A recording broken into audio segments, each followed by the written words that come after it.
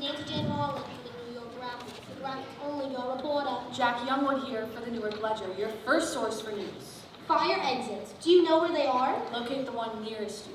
Remember, there's no eating or drinking in the theater. And no flash or filming allowed. This ain't no Valentino picture. Make sure to silence all telegraphs, phonographs, telephones, and watches. There will be one 15-minute intermission where you can purchase concessions. Now accepting Apple Pay and Google Pay. No cash, no problem. Now sit back, relax, and enjoy the strange case of the Radium girls. Read about it in the graphic. Read about it in the Ledger.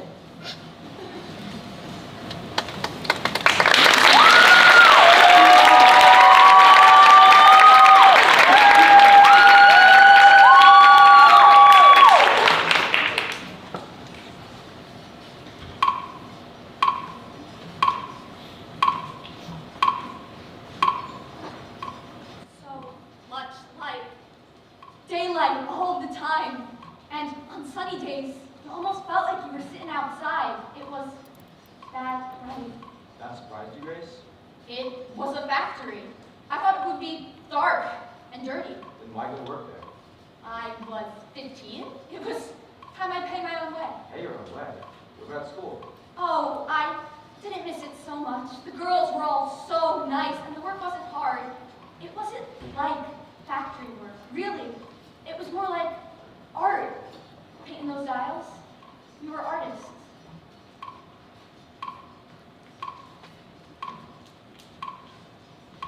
I'm not really the one you should be talking to. Von Sashaki. He's the one you should talk to. Now, Arthur, you know he won't talk to us. It was his process. Tell me about that process, Arthur. Did you use the powder? We used the powder. The girls mixed it with an adhesive to make the paint. And that business with the brushes, I didn't invent that. They were doing that when I started that. But you knew about it. We all knew about it. We just didn't realize what it meant. Irene? In here. Irene, what are you doing? Shut the door. Amalia's working inspection today. Is that bad? Not for us. She's gonna be sitting in that room all day by herself in the dark checking dials. Poor thing. Poor thing. So we're gonna give her a little surprise. Boo! Like a Cheshire cat. Won't that make her mad? Let her get mad. That's half the fun. Oh, I don't want to make her mad. Oh, Grace, do you have to know about everything? What way? Your teeth, Grace. Put some on your teeth. And Allie wanted to desert it. She paints more dials than any of the girls on the floor and can't bother to talk to nobody either. You say, Amalia, what's new? And she just looks at you funny. I don't think she can speak much English. Well, it wouldn't go to smile, would it? She's coming. Get the light.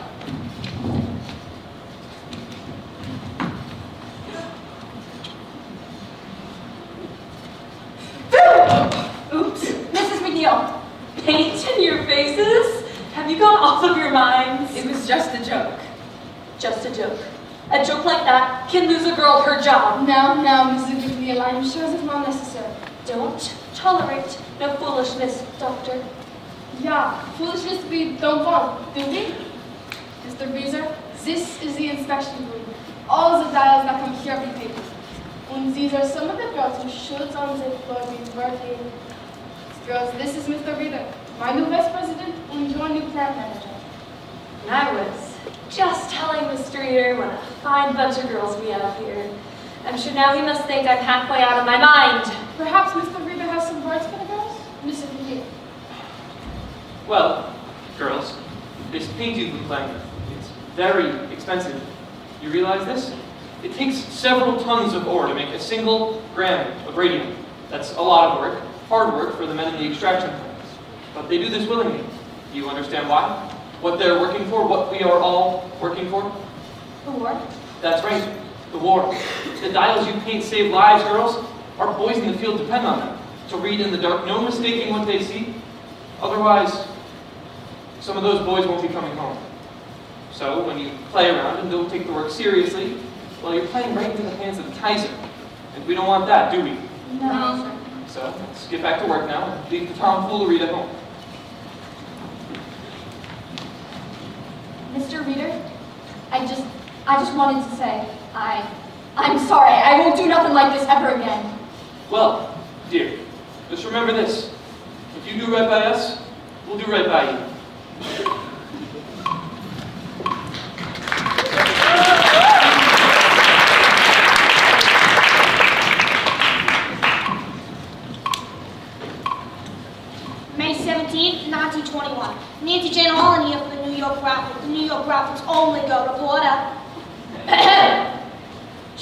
voted for the Newark Ledger, Newark's first source for news. Madame Marie Curie, eminent French scientist, embarks on a whistle-stop tour of the United States. First stop, New York City, where she is greeted by an enthusiastic crowd of well-wishers. The high priestess of science is headed to Washington. She received a gift of 1 gram of radium, valued at $100,000. Purchased for her by the members of the Marie Curie Radium Club, an association of 100,000 American women. Who each gave $1 to support humanitarian research with radium. Grace, over here.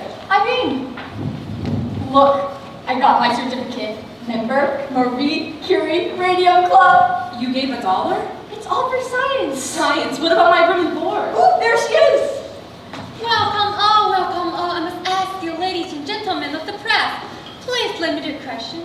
Madame Curie is about to embark on an exhaustive tour of the country, and she is under strict doctor's order to rest, although in the typical fashion of a scientist who can only think of her research, her life's work.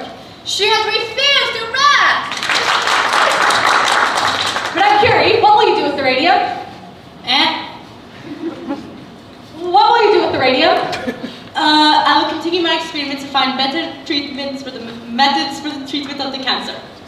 Is radium a cure for all cancer? Cures for the cancer? Yes, cures for the cancer. That is so. It is already cured all kinds of the cancer. But some doctors dispute that. Since they do not understand the method, there is no question. Radium will cure the cancer. Madame Curie, Madame Curie. How have you managed to pull yourself both to your children and to science at the same time? It has not been easy. But my daughters share my gratitude to the American women for their interest in science and my work. I am most grateful. Madame Curie. Madame Curie. Madame Curie. More questions! Madame Curie's on a tight schedule. Mrs. Andrew Carnegie has sent a car and will escort Dr. Curie personally, as well as to Washington, where President Harding will present the gift of 1 gram of radium! You see that, Charlie? That is a marketing opportunity. Let's send her one of our customers' watches. Courtesy, the United States Radium Corporation. We'll need a press release. Radium isn't just for scientists to study.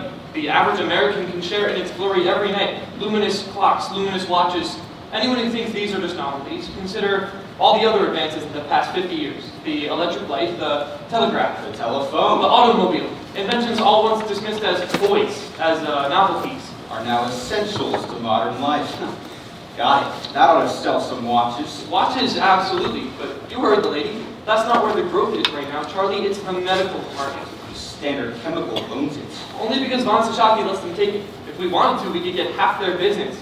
It's just a matter of positioning. Standard Chemical publishes its own journal. Sends it out monthly to 12,000 doctors. We'll give you something similar. Something scholarly that the doctors would expect. A bibliography listing every article ever published on radium. But with capsule reports. To save the doctors time, they get the information, find it And fast. have us to thank for it. We'll send it to every doctor in the U.S. Radium Society. Every doctor in the American Medical Association. That's the spirit, Charlie. Advertising is the wave of the future. It's not just the product, it's how you promote it.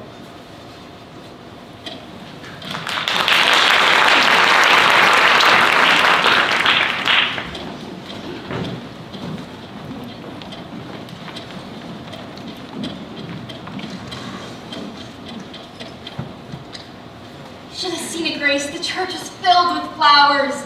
Lilies and carnations and orchids. You know how Amelia loved orchids. They weren't orchids. They were orchids, Irene. Flags? Orchids! I know an orchid when I see one. Purple orchids.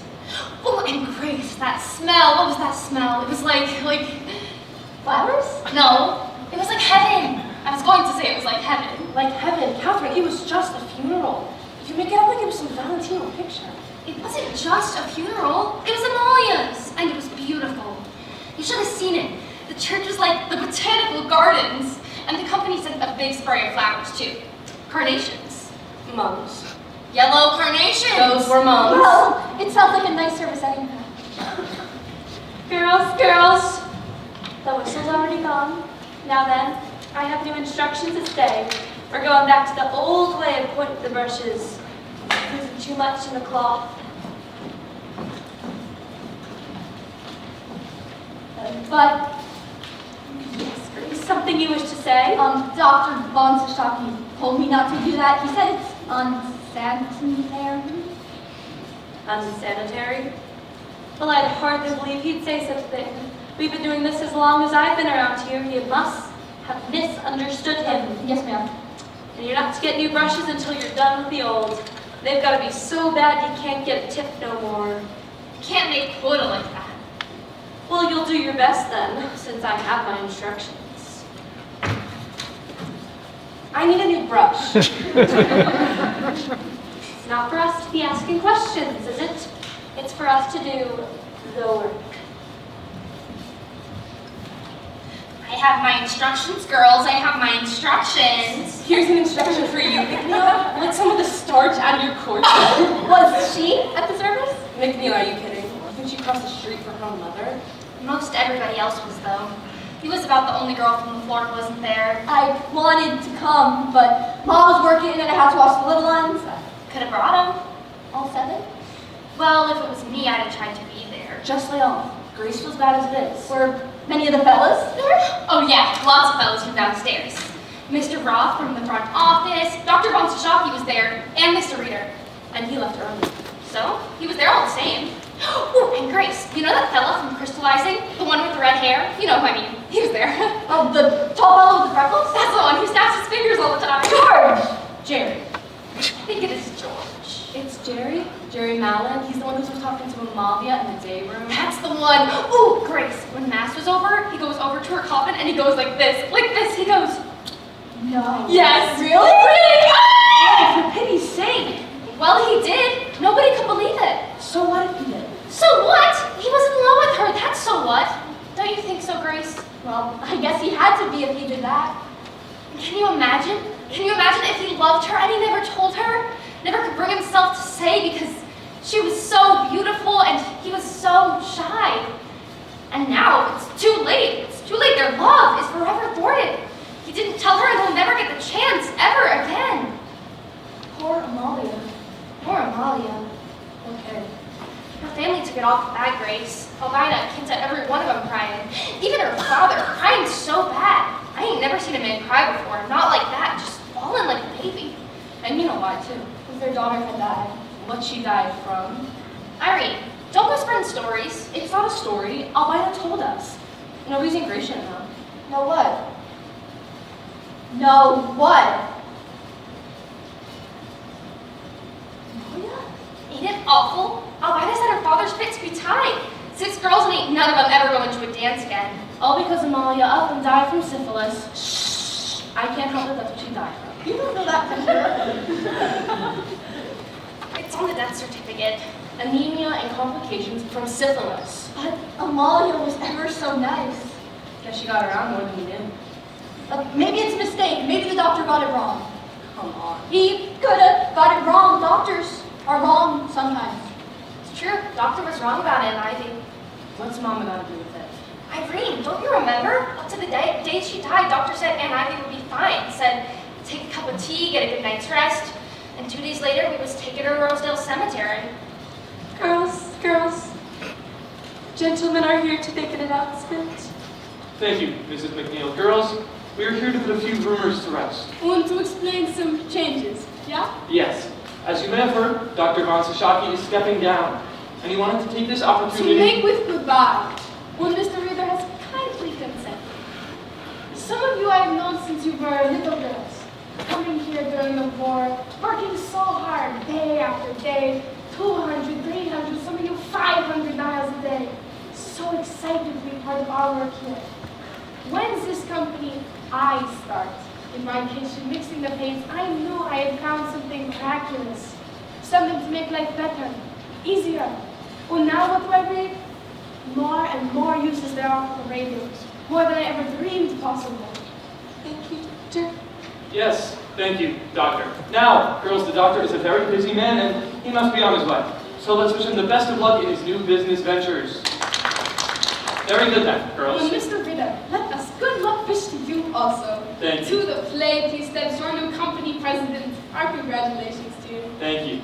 When Mr. Reader came to us 4 years ago, I saw in him a young man of great enterprise. Thank you. And great ambition. Yes, Little thank did you. I guess the direction this ambition would take.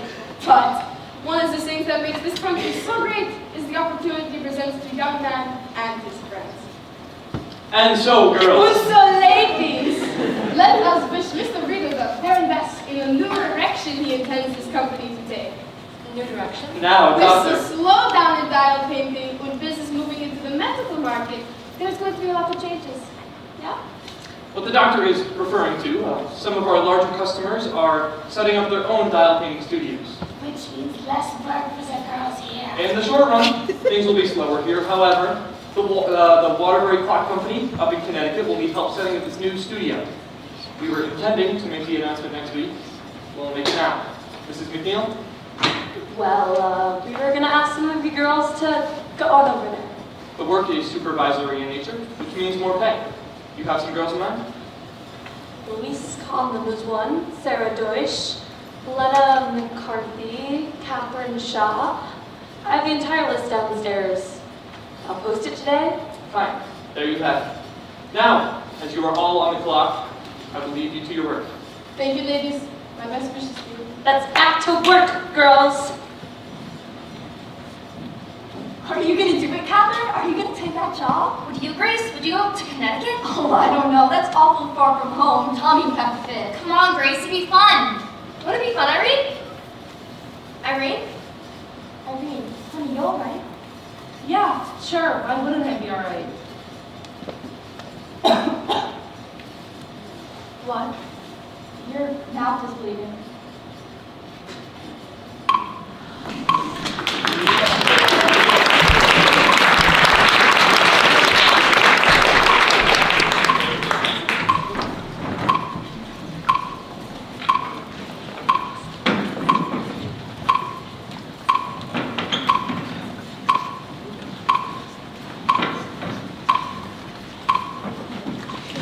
$35 she quits the place. You're a right for money. That's what you say when you're young, Tom. But you and Grace get to be my age with a house full of your kids underfoot, and you'll thank God for every penny you put by. Well, we got money to buy. How much? We're not to get married on. Don't take much to get married on. Do you have enough to stay married on? Let us get married and we'll find out. Are you still eating, Tommy? It's good. Gotta keep up his strength. He works hard for his money. Oh, don't start, Tom. I didn't say nothing. It was your father with the roof over He it. didn't hit the roof. You should have seen the man's face, Tom, when he found out Grace wasn't working no more. Most girls would give their eye teeth for a job like that. Good money, easy work, nice looking fellas running the plant. You didn't tell me about them, Grace. Oh, wasn't that many of them hardly seemed worth the And men? she gives it all away for reasons unknown. I'm tired of it up there, she says. Are you tired of the paycheck? I says. I don't need no paycheck. She says, I got a boyfriend to take me out on Saturdays. She said that. Oh, you know I didn't. And for your information, I got a job. I started the bank on Monday. Oh yeah? And what's that pay? Enough? Enough. Always enough. I'll tell you what that means, Tom. It don't come close to what it pays over the radio plant. It's office work. Office work? Well, I guess that means you'll be spending more money on clothes then. Boy, she is really steamed at you. I don't see what difference it makes so long as I'm working somewhere. Don't make no difference to me. I just thought you liked it there. Sure, I liked it. I worked there 4 years. So, I've been delivering mail in those 8 years. I've been on delivering mail another 20 or 30 years. If I'm lucky, nothing like steady work and a good pension so I can sleep at night. Well, I don't have a pension, and I sleep just fine. I bet you do. So how can we quit for this? Lots of girls are quitting. Work is slow, and besides, since Irene left, it's just not as much fun. And wouldn't you rather have a girlfriend who works at a bank? Not as much as I'd like to have a wife who don't work anywhere. Close your eyes. I got a surprise for you. Yeah, do you want for me to pull the shades? Not that kind of surprise. Close your eyes.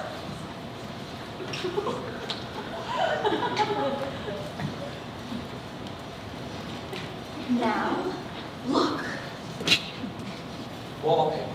For the baby's room. Baby's room? You don't kiss me? You're talking about babies? There's gonna be babies eventually, Tommy. Well, sure, Grace. You know, most girls, they get married before they decorate the nursery. Plan ahead for months, pick one. They're both the same. No, they're not. This one has big flowers, and that one has little flowers. So pick one. This some kind of test. No, it's just wallpaper. It is some kind of test.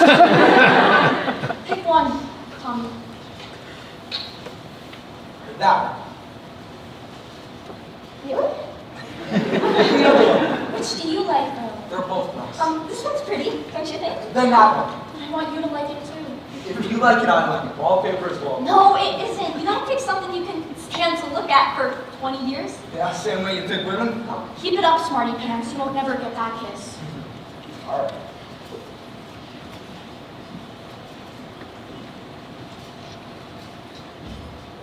This one hands down. I like it, too. A nice neutral yellow goes with either a boy or a girl.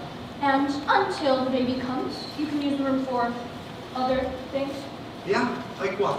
Like a painting studio, maybe? Like a painting studio, maybe? Didn't get enough painting at the factory? Not the kind I want to do. Tommy, when I was in school, I used to paint watercolors. Ever since I went to work, I don't have no time. But with watching kids and helping Mom, once we're married, I just want some time, just a little time to myself.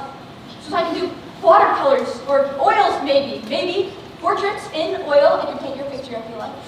Sure. Paint a big picture of me and we'll hang it up in the outhouse. And all of our friends will ask to use the can just so they can look at it. The way you talk sometimes. Grace, you want to paint pictures, I ain't gonna stop you. You say that now, Tommy, but once we're married, you'll change your tune. Sure, I'll be whistling Dixie. Wait till you come home some night, all wore out. Some Christmas, maybe, when every customer on your route had 3 times a meal. Maybe some dog took after you. Some old lady kept you on her stoop, telling you all about her grandchildren. And you wouldn't have the heart to tell her you can't talk. I know you. So you come home, all cranky and late besides, hungry, wanting your dinner. And there I am, with my easel set up in the kitchen, and a drop cloth on the floor, my paints all over the table. And your dinner nowhere in sight. What would you say then? Better be a picture of me or painting. I know what you'd say. Where's my dinner? That's what you'd say. Where's my dinner? Well, sure, I just want to admire it on a full stomach, that's all. So how'd I do? Pick the right wallpaper? I don't know. Maybe I'll go look at stripes. Stripes, polka dots, I don't care, Grace. Let's just get married. Tell your mom we ain't waiting no more. We'll run off. Mommy, we're not running off. We're going to do it right. A nice church wedding with flowers and music. And then a week at the seashore, just us. After that, we'll get set up in our own place. You'll see. It'll be worth the wait. Your mouth hurting? Yeah, the doctor wants to pull another tooth in the back. What's a tooth?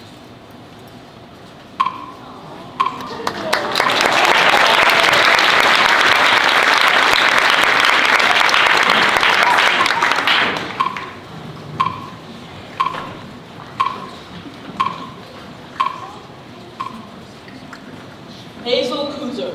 Any connection to the others? Only by virtue of employment. Except she's got a good lawyer. Knows how to write a good letter anyway, that lawyer. And she no longer works here. Left 6 months ago. This makes 4 now. 3. 4, if you count the magic girl. Well, I wouldn't include her. Why not? She worked here. She also worked other places. What she died from, you could not pick up here. At least, I don't think you can. That's not funny, Charlie. Besides, it's just idle talk. Well, in my experience, there's usually something to the idle talk with girls like that. From a large family, wasn't she? Italians. The conditions they live in, 10, 12 people in 3 rooms. It's no wonder they don't all die from one infection or another. 3 then. And how many did? Just Miss Magia, but I haven't heard from her people. It's too late for them anyways. The statute of limitations is 2 years. Miss Kuzer, on the other hand, she's in a position to make some trouble now. And all the time I've been here, no one has so much as slipped on the floor. And now this. We're talking about 4 girls out of how many hundreds that we've employed? 500, 600 over the years. Some of them were sick when they got here. One girl you hired was a complete cripple. Couldn't even climb the stairs. Her father carried her up to the studio every morning. It didn't matter to me how she got up the stairs. She was a good worker and a very sweet girl. She was in poor health. She needed the work. Arthur, Charlie. And not just for the money, to feel productive, Charlie, to have a purpose. That's what work does for us. It gives us a purpose. When you get sick and try to burn muscle, you might want to reconsider that policy. Let's see what Dr. Drinker has to say. Dr. Drinker. Some professor from the Harvard School of Industrial Hygiene. She chairs the department, and she's agreed to take a look at our operations. Don't you think we're jumping the gun a bit, hiring her? We've had 6 girls quit this week. Mrs. McNeil tells me there could be more on the way. Girls come and go all the time. It's never been like this. These girls are terrified. We've got to do something to calm them. Letting Drinker examine them. That sounds to me like a recipe for mass hysteria. Tell them it's a routine physical. Edward? Companies give physicals all the time. Then Drinker will start next month. In the meantime, I recommend we make an offer to Miss Kuzer. Settle? There's no proof her problems are connected to us. If she sues, believe me, you won't lack the publicity this brings, and neither will your investors. You think this will affect the stock offer? Don't you? Wonderful. Well, open at 30 and close at 10. Or not open at all. But if we give this girl something, that'll keep her quiet. It would be a condition of the settlement. Maybe we better do it. Suppose that lawyer has a racket going. He finds sick girls and talks them into making a suit. Then we reward him for his larceny. Unless Miss Kuser genuinely believes she got sick here. It could be like Charlie said. She comes from a large immigrant family, not well educated, not a lot of resources. A few $100 would make a big difference to a girl like that. Certainly it pays for doctors' bills, past some medicines. From the sound of this letter, it doesn't seem like that girl has long to live anyways. So it would be a gesture of decency, then. Exactly. What do you think we should offer?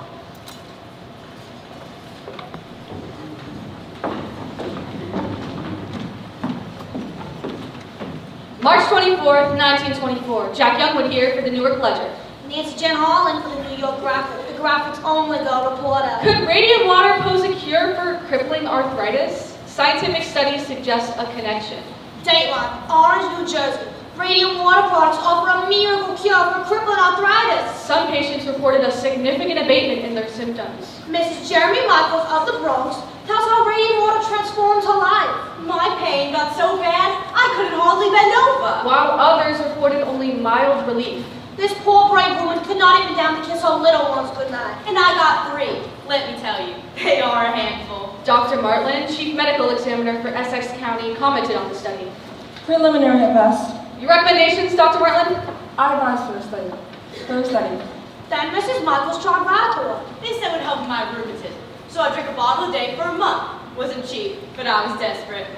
The test sample is questionably small. Well, first off, it felt like I've been hit by a bolt of lightning. It was that powerful. Now I drink a bottle a week just to maintain my health. I hang laundry and scrub the kitchen floor same way I've always done. Dr. William J.A. Bailey of Orange, inventor of Radical, reports strong demand for his product. Dr. William Bailey of Orange announces sales of Radical exceed 100,000 cases worldwide. Radioactivity is one of the most remarkable agents in medical science. I drink Radithor myself and I can vouch for its power. Bottle a day? At $1 a bottle. Worth every penny. Yes, indeed. I myself was the picture of lethargy before I discovered the amazing, vitalizing qualities of radiant water. Now look at me. I'm nearly 50 years old. I have the energy of a man in his 30s. You rather look like a man in his 30s. Oh, thanks. A testament to the tonic's potency?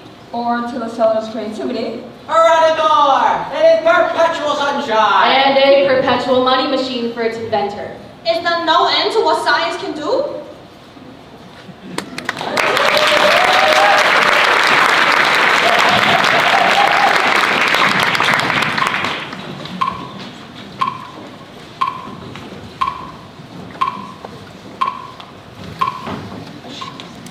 Maybe we should have made an appointment. Don't need no appointment, but it's a busy place. Catherine, if you don't have an appointment, maybe you should make one? Shouldn't need no appointment for this. I'm sorry, I didn't find anything under Schwab. No, it's under Rudolph. Rudolph? Irene Rudolph, the girl I'm asking about? Did she file a complaint? No, the dentist did. The dentist? Dr. Neff, Irene's dentist? He said she might have bossy jaw and he was going to complain to the health department about it. When I asked him, he said he hadn't heard nothing. It's been more than 6 months now. Bossy jaw, you said. Yes! Catherine, it could have been, like your doctor said, a blood infection. Yeah, but what gave it to her? That's the thing. What was it from? Dirt. You got infection from dirt.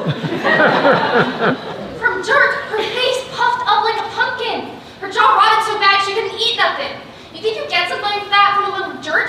You get it from phosphorus. They're telling everyone it's radium in that paint, but it's really phosphorus that makes it glow. Oh, honestly, Catherine, you can't really believe all that. You saw her, Grace?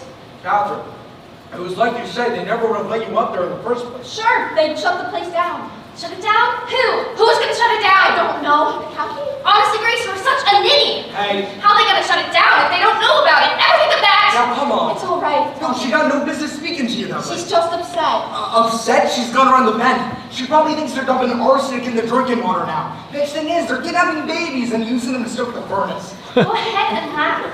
You won't laugh so hard when it's you coming in here 6 months from now asking after Grace. Oh, for crying out loud. Catherine, it's just a toothache. Yeah, that's how it started for our grief. Just a toothache. You wait, Grace, you'll wake up one morning, your gums hurting so bad you won't be able to open your mouth. So weak and sick you won't be able to stand up. Catherine, stop the it. pain so bad you won't be able to sleep, and your face so swollen you won't be able to stand the sight of yourself. I said stop it. Grace is fine. Aren't you, Grace? Irene Rudolph? That's it? She worked at the Radium plant? Yes, ma'am. Nothing. Huh? The company's in full compliance with all the state and health regulations. They ordered an analysis of the paint. Let me see. Miss, really? Who's Miss Young? That's a health officer, miss. Paint is harmless compound of radium and zinc? As I was saying, the company ordered an analysis of the paint and they found no phosphorus. Where? You see, Catherine? Miss Young toured the plant herself. She found nothing amiss. I'm sorry. Well, I guess we could go get some lunch now. I want to file another complaint. They already did an investigation. I'm gonna file another complaint! Catherine, these folks, they're awful busy. I'm gonna file another complaint! I just don't see what good this is gonna do, Catherine, to make such a fuss in this way. Grace, 3 surgeries and they wanted to cut her again. She finally said no. She knew. What was left of her jaw rotted so bad, the smell was terrible. And Grace, the worst part is, I didn't look at her. Irene was so afraid of being alone that I left her. When she died, it was the middle of the night and no one was with her.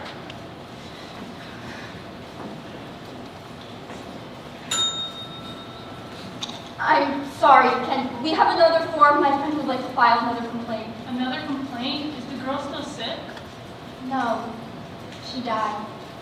Wait, right here.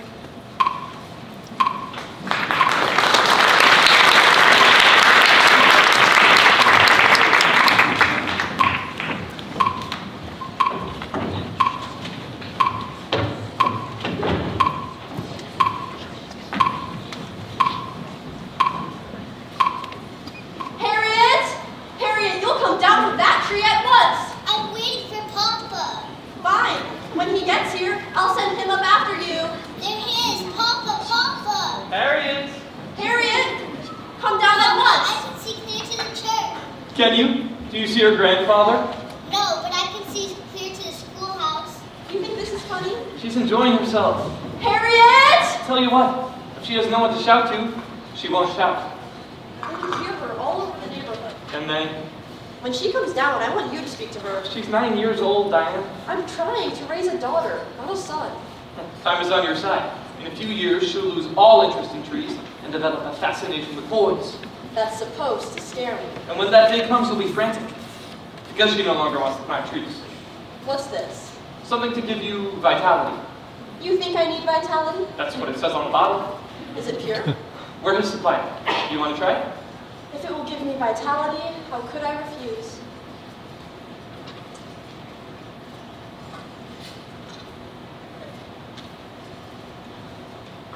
Your father came by to see me today. Another hard luck case? 4 children at home, all under the age of 6. Let me guess, wife in the hospital with cancer. Yes, And the husband's been laid off from, let's see, the brickyard? yes. Through no fault of his own. How did you know? Dad came around to see me yesterday. It's never enough of him just to have ordinary ambitions. You have to have some mission in life. And you do. No, I have a business plan. You can't tell me you wouldn't help this man if you could. If I could, but I can't give him a job that doesn't exist. What about Dan Lehman? Dan? Maybe he could use some help?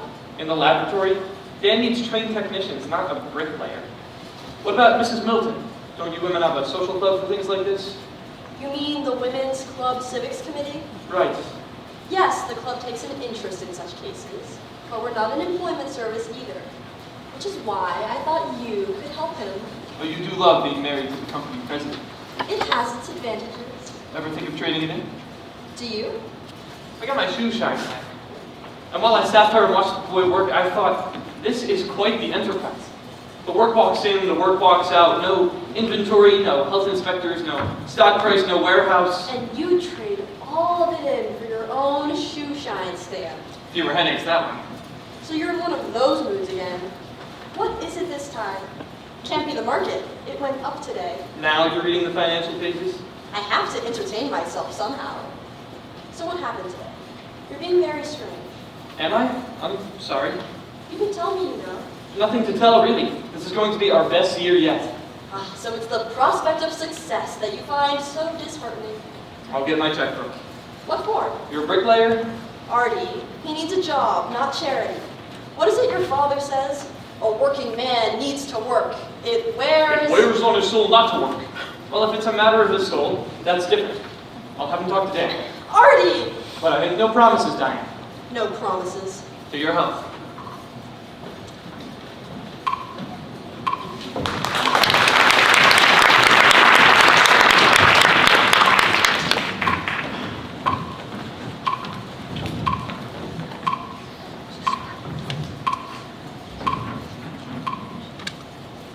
How long you had this drainage?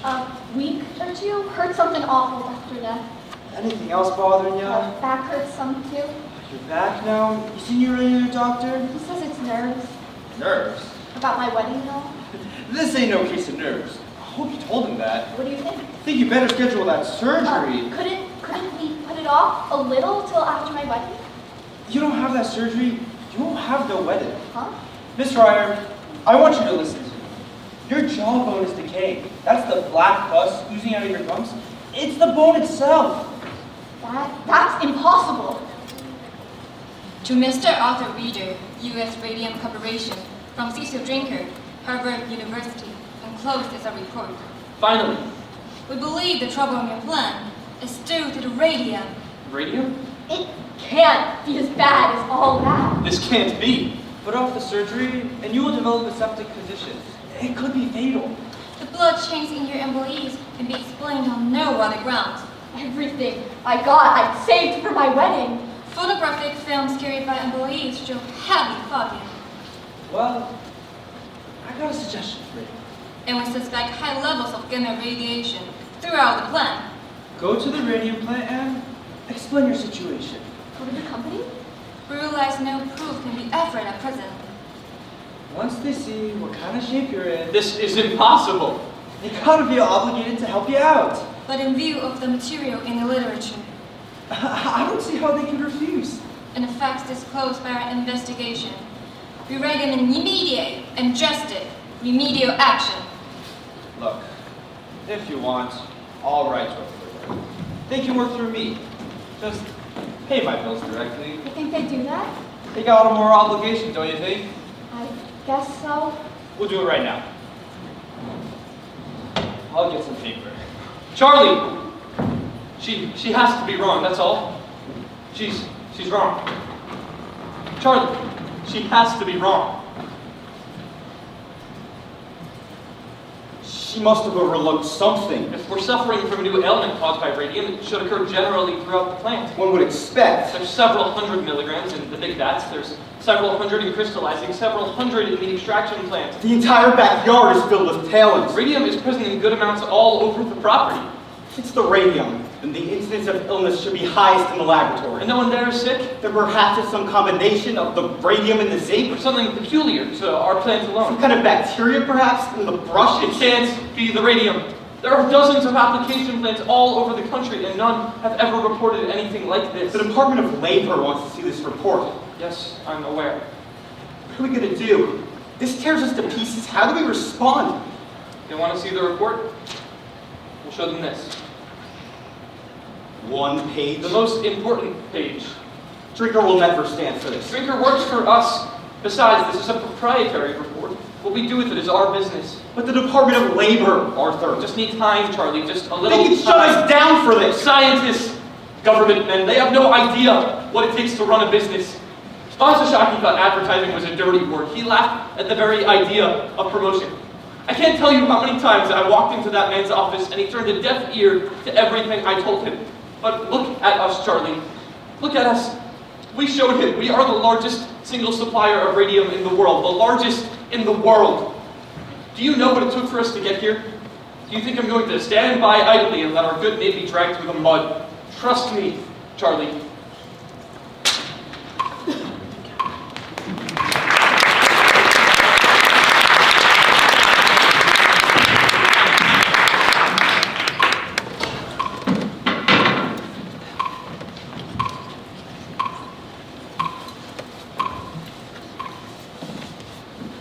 Dr. Flynn, it's awful nice of you to come all this way. Not at all, my dear. Not at all. I told the surgeon he was coming over here, so he gave me the results of my blood work.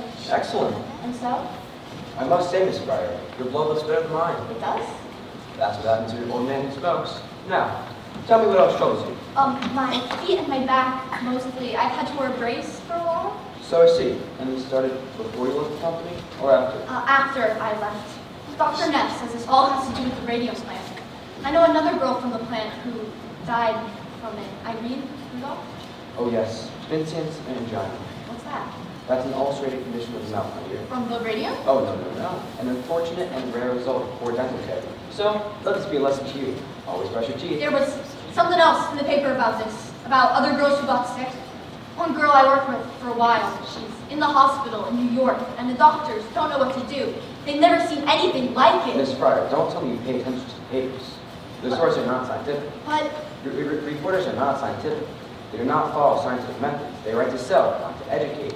The scientist is not concerned with what sells. He's concerned with the truth. He undertakes years of painstaking study to arrive at a natural, intricate levels of understanding that most people can never presume to understand. You do well to listen to science and ignore the nonsense that is written in the papers. So I can tell you right now, radium has nothing to do with what's ailing you. does it? Not in the least. And what is ailing me? Poor diet, Miss Fryer. Poor diet. But Dr. Neff Dr. said... Neff is a dentist, not a physician. What you have is a low vitamin deficiency. You must eat more fresh fruit. What to do in the winter? And raw meat as well. That'll help the anemia. Cook it if you must. We eat it twice a week at a minimum. Oh, no, Miss Fryer. I'm a scientist.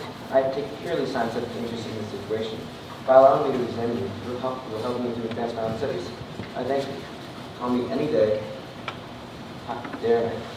Okay, Dr. Flynn, thanks. Happy to be of service, my dear.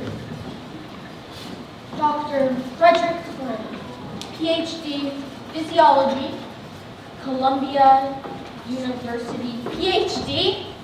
That's not a real doctor. My findings, Mr. Reader. He's seen half a dozen girls used to work at the plant. Word I hear, he's working for the company. And an objective evaluation, I trust? The source of my finding has no bearing on the research. And I let that fella examine me. I never examined her, per se. It was not a medical examination, per se. Nevertheless, you were able to offer her some useful advice? I did my best for her. Every girl he sees, it's the same thing. Nothing wrong with you. Her blood is better than mine, he says. And how are you doing on the rest of the report? The animal studies I conducted reveal no adverse effect on the radium. As you suspected, Mr. Reader, it is one of personal hygiene only. I can't believe someone would do that. Shut out and lie to you like that. Nothing surprises me. It's just the way you said. Catherine, those people, they'll say anything. They'll do anything. Except the right thing. And we're going to make them. Catherine, we're going to make sure someone hears about this. I am most grateful, Dr. Flynn. However, I am particularly grateful to hear that the young lady you examined is doing so much better. I never examined her. No. I merely consulted with her. All the same, she's doing much better now, isn't she? From what I can tell, she's on the road to recovery. Excellent. Here's my statement of fees and expenses. Mr. Lee will draw you a check.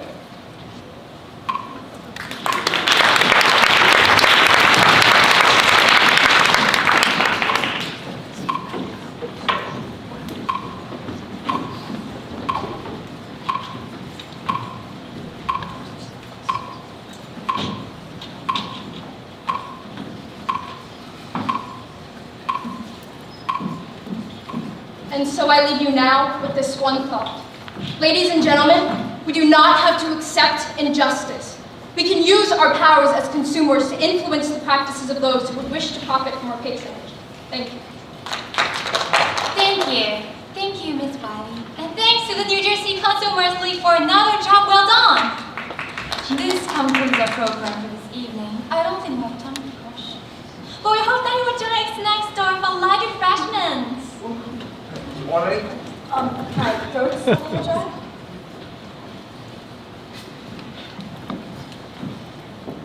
Can I help you, miss? I'm here to see Miss Wiley. You're not a member of the Women's Club. No. Are you a guest of a member? No, ma'am, but Miss Wiley. Then I'm sure Miss Wiley would be happy to see you during her regular business hours. I'm not leaving until I see Miss Wiley.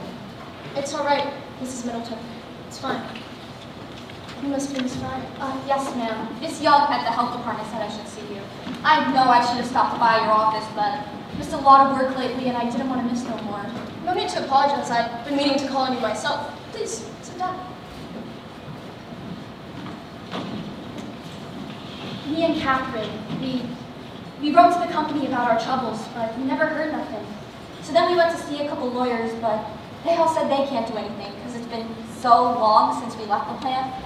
Something about the law won't allow it. The statute of limitations. Right.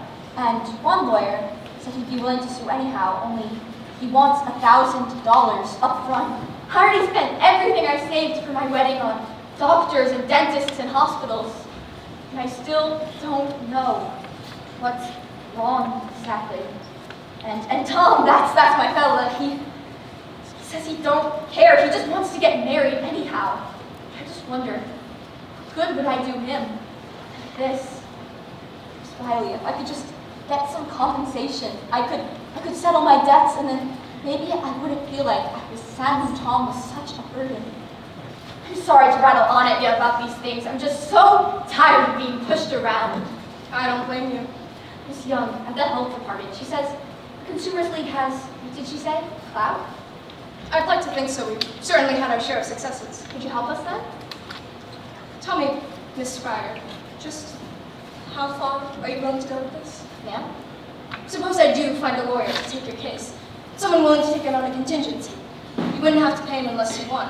Would you be willing to sue? I want my compensation. Of course you do. Now, suppose the company says, here's some money for you, Miss Fryer. Only you are to tell no one what we've agreed to. You are to say nothing about how you got sick. Be quiet, you mean? Yes. That don't seem right. It isn't right, but that's what they'll do. They will try to buy your silence. Is it for sale, Miss Fryer? No. No, ma'am, it isn't. Good. So you will help us then? I think I can help you if you're willing to take some chances. Chances? Miss Fryer, if you would be willing to set aside your own need just for the moment, we could put a stop to that company.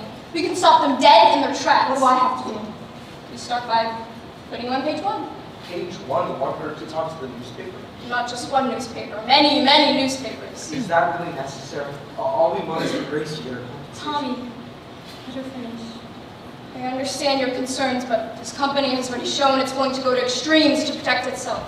No, I'm afraid the only way we'll be able to get them is to hit them where it matters most. Their public image. When every newspaper in America tells your story, how you were sorely treated, how you suffered, how the company denied all responsibility. Believe me, Miss Fryer, when that happens, Arthur Reader will come to the table with his ad in his hands. All right, Miss Wiley. I know it's a little frightening. That's okay.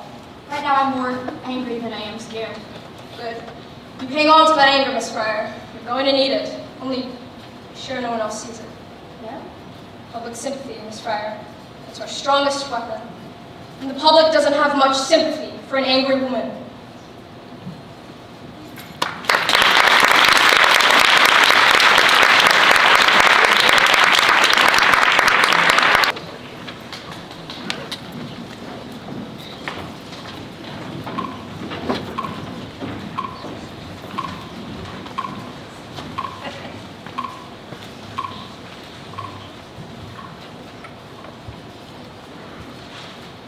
December 4th, 1927. Jack Youngwood reporting for the Newark Ledger. Nancy Jane Holland for the New York Graphic. On the strange case of the Radium girls, who claimed they had been poisoned at the hands of their reporter. and now seek their day in court. $250,000. That's the price tag on my suffering. $250,000. Ask me, it's all a shame. What do you mean? Those girls are very sick. Sick of working, sure. Doctors say the Radium girls have only a year to live. Only 1 year left to live, and 250 grand. What would you do with that kind of money? What would you do to ease your last suffering days on earth? What would you do with $250,000? I buy a wardrobe like Irene Castles. I'd give it all to charity. I travel around the world first class with all my funds. I put a stock market. I'd buy my wife a fur coat and a diamond the size of New Hampshire. I use it to pay my medical bills and pay off the second mortgage on the house, the one my father took out to pay for my last operation. Pretty great trial sits at home. Suffering bravely through this entire ordeal. Struggling valiantly to keep up with Radium's feelings. For the sake of her family and her friends. It hurts to smile, but I try to smile. I know that if I don't smile, I'll go crazy.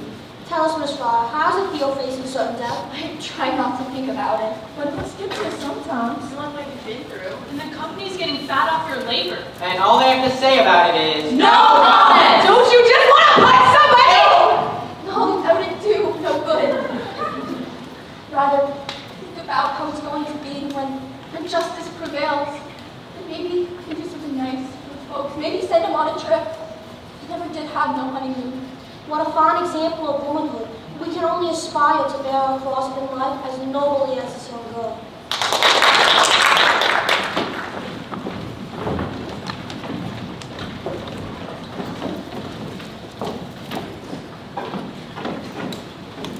Mr. Barry, I must object to these histrionics. I had nothing to do with that, Mr. Markley. I've been in this game a long time, Mr. Barry. When I see a story like this move over the wires, I'm not so naive as to believe that a plaintiff's attorney has nothing to do with it. What's your proposal, Mr. Markley? $1,500 for each girl. $1,500?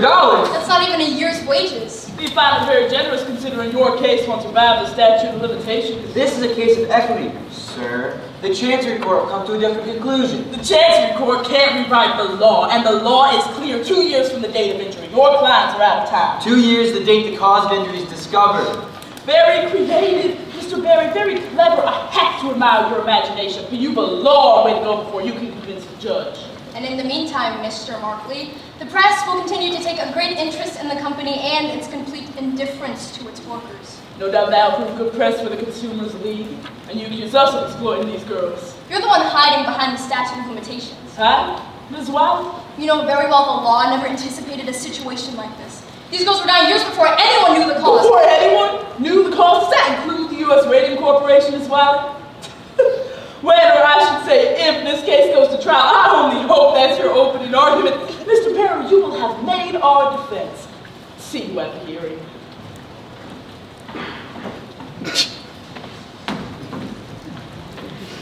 Arrogance of that man. Tell me again the purpose of these articles, Ms. Wiley? Public sympathy, Mr. Barrett. That's the engine of reform. You're antagonizing the company. And the strategy's working. And how about the girls? How does it help them to read in a dozen different newspapers that they have such little time left to live? Mr. Barrett, surely you can see. The U.S. Radium Corporation cares nothing about the girls it's poison, but the average housewife in Orange cares very deeply, and so do millions of other women across the country. These women shop, and they buy watches. Markley can be as smug as he likes, but the Consumers League campaign will lead to only one outcome, and he knows it. That's why he's here today. I only hope you're right, Ms. Wiley. Public sympathy, Mr. Barrett. Wait and see.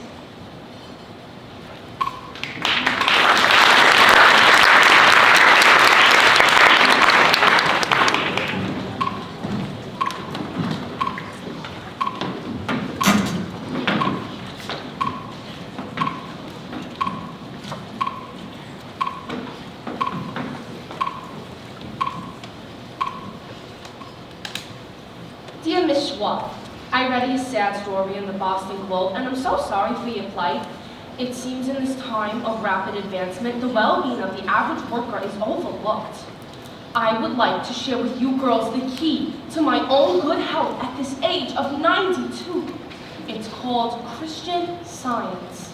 Dear Miss Fryer, I read of your situation in the Atlantic Constitution, and I am prepared to offer you a solution. Venison, a wonderful tonic made of all natural ingredients.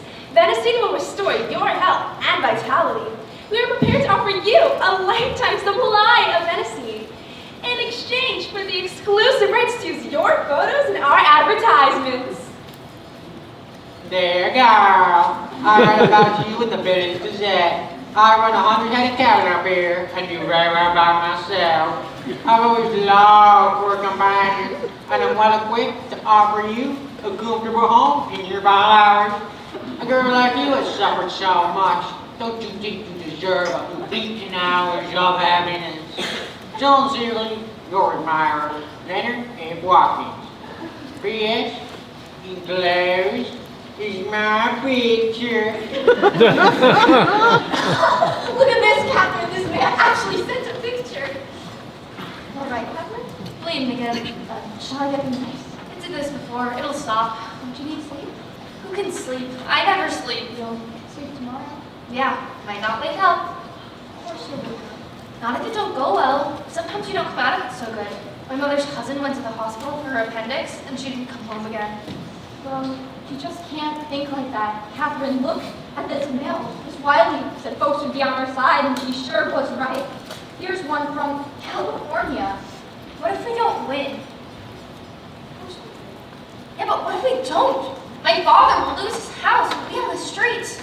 You'll be on the streets too. Your father must have thousands. And even Tom will never get married. How can you stand it? How can Tom stand it? Don't you ever wonder? I don't never hear him complain. Catherine, as soon as the judge hears our testimony, he's going to rule for us. All they got to do is get one look at us. It'll be over in a day. Think so? Sure. When we see what kind of shape we're in, it'll be awful hard to ignore, don't you think? That'll be something then. See the look on Mr. Reader's face when we go on the stand like this. Now, you want to read some more letters? They didn't have no vanilla, so I got some chocolate. Took you long enough. Took it off me. I had 6 people stop me on the way here, and all of them reporters, and all of them asking for you. Waiting for me to die. No one is waiting for me to die. It's true. One of them called my mother, asking if I had died. When she said no, he sounded disappointed. Try to eat a little of this. You'll feel better. Either girls have our picture. For the love of Christ, what are you doing? We need some pictures for the craft. It's exclusive on the girls. Exclusive? What are you talking about? $5,000, that's what. What do you say, Bryce? That sound good to you? Think you could use $5,000? I don't understand. Maybe you're familiar with Bernard McFadden? Who? That faith healer? Herbalist, Mr. Guida. Herbalist. Bernard McFadden's patent herbal therapy. It's just the thing these girls need to get the back on their feet. And the graphic will pay for it. All we ask is the exclusive rights to their swords from here on out. See for yourself. You want to pay us to go see Bernard McFadden? Easy money, huh? Let me see. Are you serious, Grace? The graphic always said this face will be up and up. I don't know. What does your father own the house? I don't know exactly. And that last hospital bill, that had to be a couple hundred at least. At least. Maybe you should get that. And all we do is talk to this herbalist fella? Of course. We'll need a regular series of features with pictures following the course of your treatment, illness, recovery, or otherwise, depending on how it goes. And then you print whatever you want? Maybe we'll add color. Everybody adds color. You don't sound so bad. Maybe we should talk to Miss Wiley about it. Miss Wiley? What's it to her? You're the one with bills to pay? Wouldn't it be right to do something like this without talking to Miss Wiley? You're a big girl, Grace. Can't you make your own decisions? Of course, I can make my own decisions. Take it if you can from the company. The company owes us a lot more than that. Yeah, if you ever see it. Grace, maybe we should do it. It just don't seem right. You're gonna talk to the reporters anyhow. We might as well get something out of it. He's right, you know. Why give away your story when people are crazy to read about it? Believe me, you girls can cash in big. The day we read the feature on you, bang! Sold up every coffee and every newspaper stand. Everybody can sympathize with the plight of some poor sick girl facing certain death with no hope of fulfillment of motherhood. I'd like you to go now. My friend is tired. She needs her rest. At least think about it. Sure, think it over. I understand. You're worried about what people will say, but hey, you gotta look out for your own interests. There's no reason you shouldn't take realities. Look out for number one. That's the way. Everybody else does what they can. Why don't you sit back and keep your nose clean while everybody else puts their elbows in it? Ladies and gentlemen, I have treated a number of the girls who claim they got sick here. One of them, their jaw had rotted so bad, I removed it just by lifting the bone out of their mouth. As you can see. That's all right, doctor. You can put that away. Maybe you'd rather look at it on the x-ray. This was an expensive case, and I never did get no compensation. The girl died. Her family never paid. I sympathize, Dr. Neff, but what does that have to do with us? Here it is straight. There's going to be a lot more girls coming out here and saying that they got sick here. So maybe we can do business. I scratch your back, and you scratch mine. I'm not following. Suppose you was to give me a list of the girls who worked here. I'd see to it that there were no more lawsuits. You think you could cure them? I couldn't put out a cure, no. I'm saying, I scratch your back, and you scratch mine. How so, Dr. Neff? I'd examine them for radium necrosis. Then I'd come up with a favorable diagnosis for you. Pyorrhea, say, or something else. Most of them will die a natural death anyways. And the rest we can put off until the statute of limitations kicks in. And it'll be too late to sue.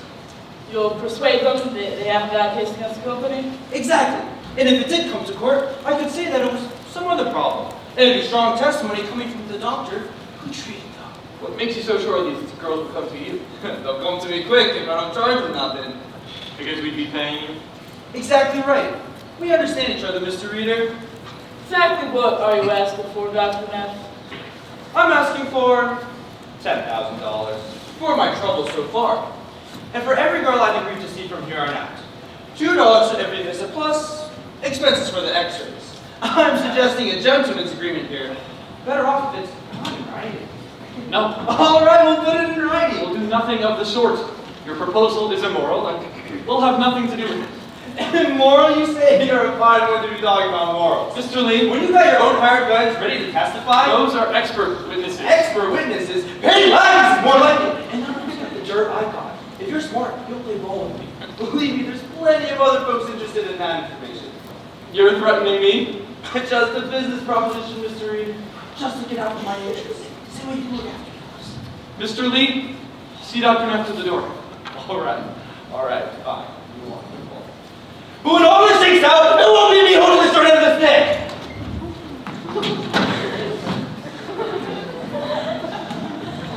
Colleagues, I want you all to make a report on what happened tonight. We'll send it to the State Dental Society. Then Dr. Neff will see who's playing ball and who isn't. An excellent idea. I don't know. Maybe we shouldn't be too quick to dismiss Neff's proposal. What do you mean? We are in a very bad situation here, Mr. Reader. That's true. Mr. Lee says you're having trouble getting girls to work here. Yes, we've lost some contracts because of it. And it's going to be worse. Papers are full of stories about those girls. Making them out to be saints. What defense can we put out? Except to say we'll try our case in court. In the court of public opinions, we've already lost. Perhaps we should reconsider. I mean, it certainly wouldn't hurt to have the testimony from the dentist who treated some of these girls. That would be very helpful to us. We should retain him. Retain him? As what? An extortionist? As an expert. Now, Dr. Flynn. Dr. Flynn is a highly respected professor at Columbia University. Neff is a neighborhood dentist. But Dr. Flynn treated some of these girls, didn't he? He didn't treat them, he consulted with them. He dispensed medical advice, Arthur. It wasn't medical advice, it was an expert's opinion, a scientific opinion. How about this?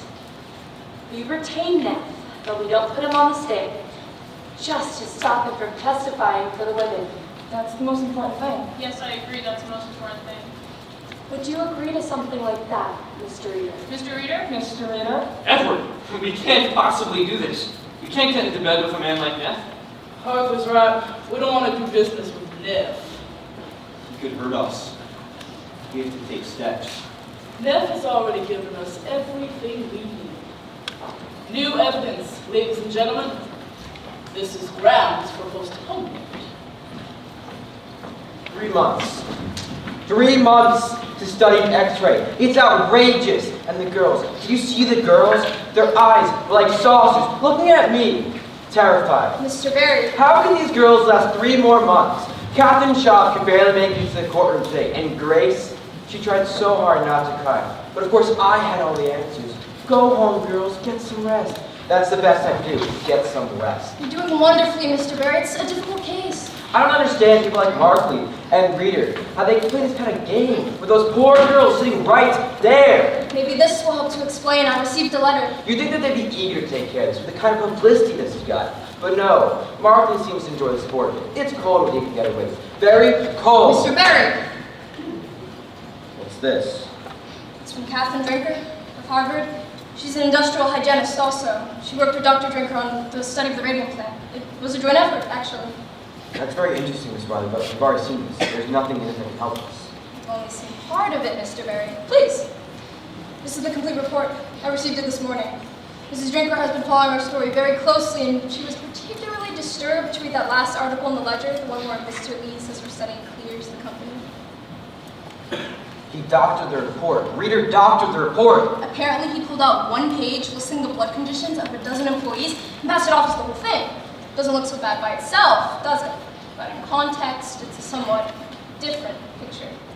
We can use this. Yes, that should impress the judge. The judge, Miss Riley? I'm not going to wait 3 months to make use of this. I want you to call that contact if you have that in your world. If Reader won't let us present our evidence in the courtroom, then he can read about it in papers.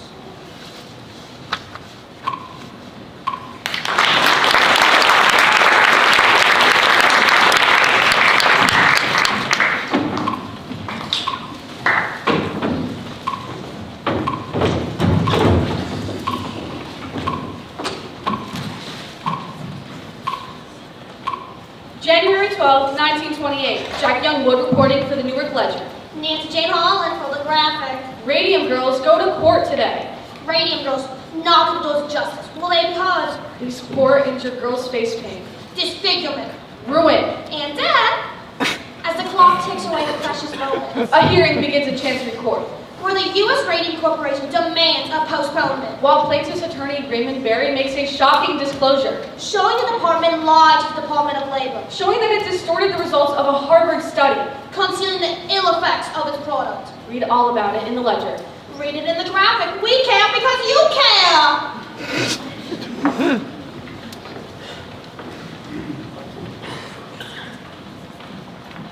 Very bad. You didn't read it? I make the point not to. These days. If only other people would do the same. Mrs. Mitchell, from across the street, she walked right past me this morning, didn't say a word to me. I know she saw me. And the women at the market, and the green grocer, the way they glance at each other, and at the club, Mrs. Middleton and the other ladies, the whispers. Why don't you put that away? Read the journal. I saw it here the other day. Why don't you read that? At the club today, someone actually had the nerve to say to me, "Is it true? Is it true?" she said. "Did your husband poison those women?" I said, "Mrs. Cowers, if you think it's true, then why would you speak to me at all? I certainly would not associate with a woman whose husband did such things." Why do you go there then? That's the way people are. I've been a member for years. What do you want me to say, Diane? I knew we were poisoning people, but I didn't want to stop because we were making too much money. Is that what you want me to say? I certainly don't want you to say such a thing. Even if it were true? Or especially if it were true? Is it true? Is that what you think? What would you like me to think? For Christ's sake, Diane, don't you see what's going on here? It's Von Sashaki. He's behind all this. He's jealous of our success. He's feeding information to the Consumers League so they can railroad us. Why would the Consumers League? Bunch of radical women. Do-gooders. Half of them are Reds, probably. Socialists. That's what they are. Same thing with that club you belong to. What? You women think you could go around and fix all the world's problems I while your can't, husband I'm go out sorry. and get laid. You're going to quit that club. Quit the club? Stop talking to that idiot, Mrs. Middleton. You're She not doesn't know making any anything. sense. None of those women know anything. You don't know anything. Did you lie to the Department of Labor? What? Did you lie? I didn't lie. I just didn't agree with Drinker's results. Arthur. I have a fiduciary duty to the company. I can't listen to this. I have documents. I have articles. People with tumors the size of baseballs. Radium therapy. The tumors disappear. Diane? I'm tired. I'm going upstairs. Diane, we save lives. We make lives better. Mild radium therapy invigorates. You really think I'm a liar, Diane? Do you really think I would set up to poison people? Can you, Diane? No. Do you think I would ever do anything to hurt you or to hurt Harriet? Certainly not. Then 13 girls have died! People die every day. The newspapers are full of death notices. Young, old, infants, children younger than Harriet die every day. But they worked for you! They also worked other places. Diane, I have a report from Columbia University, an expert in industrial hygiene, just like Drinker, who says there is no connection between our plant and the illness. Would you like to see the report? Then, what? What could the cause be? I don't know, Diane. I really don't know. I've done everything I could to find out. No one knows. Please say you believe me. If you don't believe me, then there's no point to any of this. Artie. Do you remember the day when I told my father I wasn't going to ministry? What you said to me that day? You can do as much good in the boardroom as you can in the church. You remember? You think I would forget? I was such a scared kid, and he was an icon. If it wasn't for you, I don't think I could have stood up to him.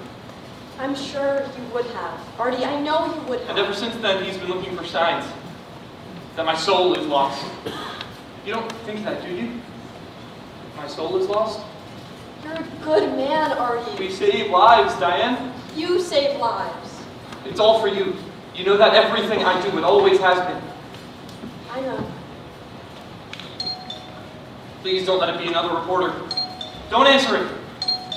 Arthur! Is that Mr. Lee? Charlie, for Christ's sake. I just got off the telephone with someone from the ledger. They couldn't wait until the morning? I'm sorry. Good evening.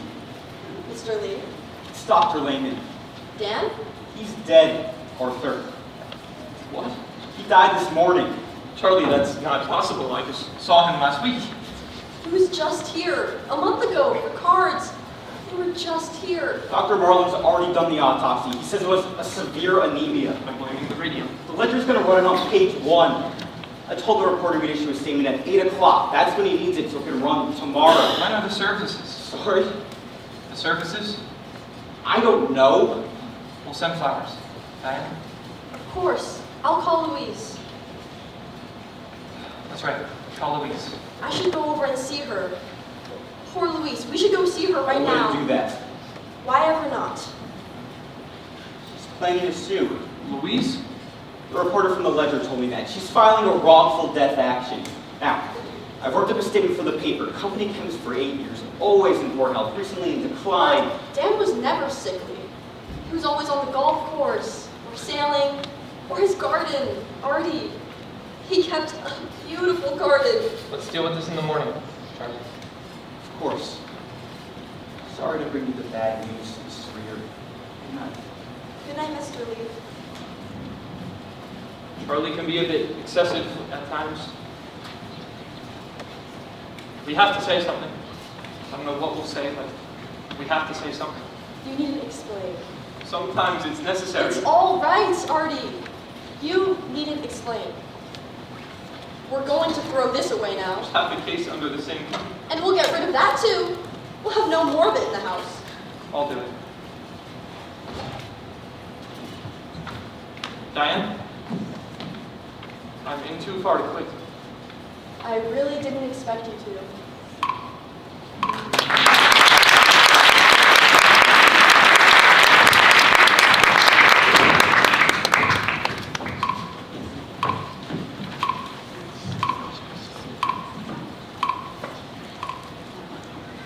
February 21st, 1928. To Mr. Raymond Berry from Dr. Martin, Medical Examiner, Essex County. We have examined the remains of the deceased Amalia Badger. Our study reveals the following. Radioactive substances have been found in large quantities in the lower jaw, the upper jaw, and the lumbar vertebrae. No evidence of syphilis was found. Body is radioactive. Bones of dead girl, kick off gamma rays. Catherine Wiley of Consumers League declares new evidence showed company lied. Dr. Joseph Neff, a Newark dentist who treated Amalia, has turned over portions of the jawbone that he removed from her mouth. This x-ray film shows the jawbone is still radioactive 5 years after the girl died. Will this make your case? Will this force a settlement? Make our case? No. This gentleman will make our case. Last night on a graphic exclusive, the founder of the Radium Corporation breaks long silence with a shocking announcement. Radium is one of the most dangerous substances known to man. Dr. von Schock, is it true you did the autopsy? Yeah, and given my expertise in the radium extraction, I was able to determine Miss Madja absorbed enough radium to kill 10 people! Doctor, what does this mean for mild radium therapy? Are you advising against it now? Radium is responsible for the deaths of these poor girls. It should be considered the most dangerous substance. Do you agree with the doctor's prognosis that the radium girls only have 1 year left to live? From what I've seen, they'll be lucky to last that long.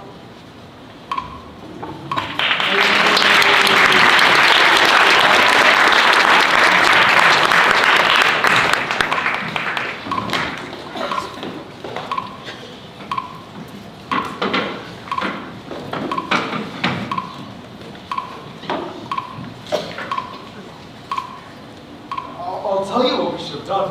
We should have took that reporter up on the offer when we had the chance. That's what we should have done. $5,000? Don't make me laugh. And we should have talked them up a bit, because you know what? They would have paid. And I'll tell you what else we should have done. Stop! Stop telling me what we should have done. Lots of things we should have done don't do no good to think about them now. All right, keep your shirt on. What do you think? The red or the blue? What's Barry say? Is he going to stay with the company? I like the red, but it don't fit so good these days. Is he going to try to talk the company up a bit? It's why they think one more interview will do the job. So I say, what's one more, you know? It's worth a try, don't you think? What if they brought it up to 5,000? Would you take it then? Let them come up. I'm not caving in. It's called a settlement. Settlement. It's just a way for them to hide. Let them hide. Then they win. So they win. They're going to win anyway. Now you see, God, so much confidence in me. Grace, for Christ's sake, you've got one lawyer paid for nothing, up against 6 getting paid a bundle, and you think you stand a chance? You know what I found out today? They put lead screens in the laboratories for the technicians. So they give us lead screens. Jesus. What do you think? 100 girls in a room. They're going to spend that kind of money on us? Grace. And they want to keep it all quiet. And Miss Wiley says they're going to close down here too and move across the river Grace. to New York to open up Grace. another factory like nothing ever happened. What are we doing here, Grace? I thought the idea was you'd get some money to settle your debts, you'd get a new doctor, and then we move on with things. Move on with things? You're still wearing my ring. Tommy? There's a house for sale in my brother's neighborhood. 2 rooms up, 2 rooms down. It's not much, but it's a start. You'd like it. You see, it's got flowered wallpaper. Best of all, it's only 3 blocks from the school. The school? What do we need with the school? Think ahead for once. Tommy, how do you think this is going to be after all of this is over? Do you think everything will just go back the way it was? Why wouldn't? I got to see the surgeon again. I have some fluid. He's going to drain it. Okay. And then he says there'll be more. So we did with him when it And comes. still more. And more. And still more. How? How? Can't you see that? Why can you talk about buying houses and getting married when you know that there's nothing? Because I can't think about that right now, Grace. I'm too old to be living this in-between life. I promise, Grace, I'll do whatever it takes to make it easier for you. Here. Grace, come on. I should have given it back to you a long time ago. I don't want it. Tommy, please, are you going to make me say it? You're just not getting enough rest. That's all. You're not getting enough sleep. I'll be back to check on you tomorrow. You just need to get some rest. Tommy! You just need to get some sleep! Tommy, don't you do this to me! Tommy!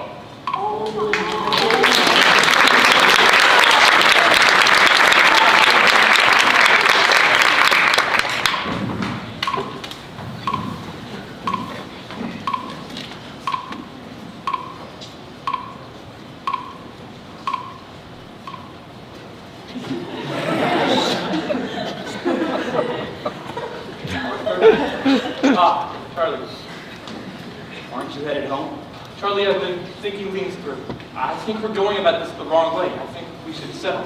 No. We've got to make a reasonable offer to those girls. Arthur, we agreed.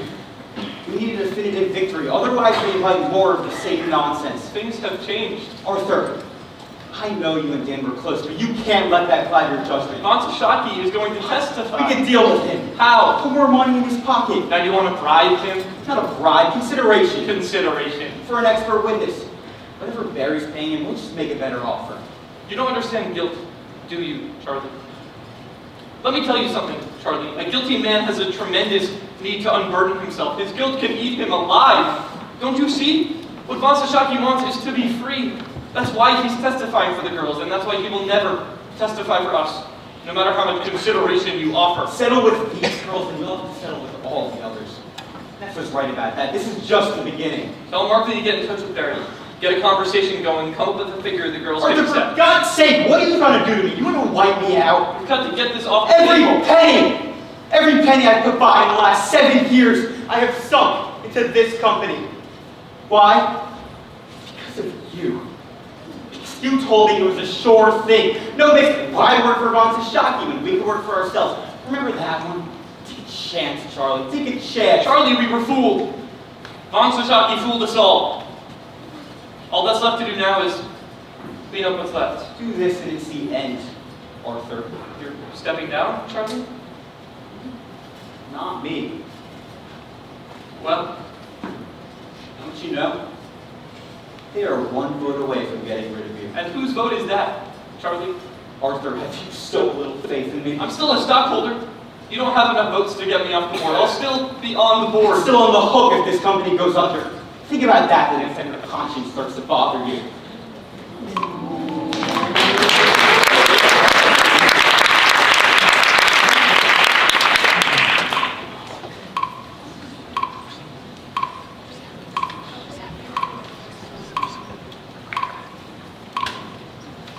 March 18, 1928. To Raymond Barry, attorney at law, for Edward Markley, counsel, U.S. Radium. One of our key witnesses has encountered a serious scheduling conflict which will make it impossible for him to testify in April. We have therefore requested an extension until June. As per your request for a settlement, every case involves some humanitarian aspect. Therefore, I'm afraid that cannot be the basis for settling this one. Though I do hope you are rewarded for the good work you are doing. If not in this world, then in the next. Tommy, please, rise and shine. Madame Curie, time for the work. Oh, am I late? I set the alarm. We have 5,000 dollars to pay before breakfast. Up! It's all for the war efforts. Please, I'm so very tired. No complaining. Good soldiers don't complain. But I'm dying. And who isn't?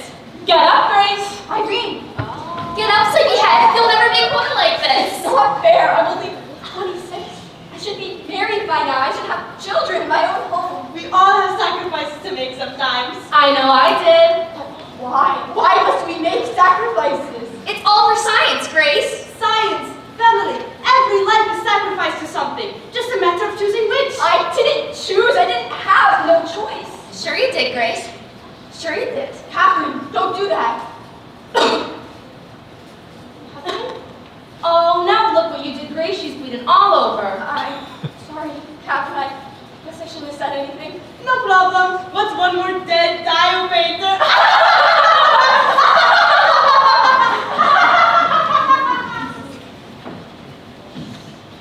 Grace? Mama, Grace, Mr. Markley will be here any minute. Mr. Markley? He's bringing by the papers for you to sign. Did you fall asleep? Has Miss Wiley been by? Miss Wiley? Well, Catherine. Miss Wiley said she might stop by. Did she come by? She might have. Don't you know? Someone came to the door a while ago. I think it let her answer. Look, Grace, you've got to get ready. They took Catherine back to the hospital last night. I know, sweetheart. I know. But after she talks to Mr. Markley, we'll go down there and see if she's... I dreamt she died. Grace, don't speak such things. If she dies, it's over. We're 3 months behind on the mortgage, Grace. I know that. Can't let this go on. $1,500, not even a year's wages. It's better than nothing, ain't it? Is that all worth better than nothing? Of course not. Sweetheart, will you come be realistic? At the rate things are going, you'll never see the inside of that courtroom, and even if you do, you can't prove enough. Mr. Barry thinks that we can. Mr. Barry ain't paying the able to treat us like charity just because you're sick. I'm not asking for charity, Ma. Just want what's owed to me. Grace, I know it feels like you're letting Catherine down, but if she decided to take the company's money, would you hold it against her? No, Grace, you wouldn't. So we'll take the money and we'll pay the bills, and whatever's left, you and Tommy can have a little something to get you started. There's nothing to start, Mom. Why do you have to be so hard on Tommy? Mom, please don't. Can't you see? You just can't bear the thought of you not being with us. I have to face it. Why can't he? Do something with your hair, Grace. $250,000. What would you do with $250,000, Miss Pryor? Why? I can hardly imagine.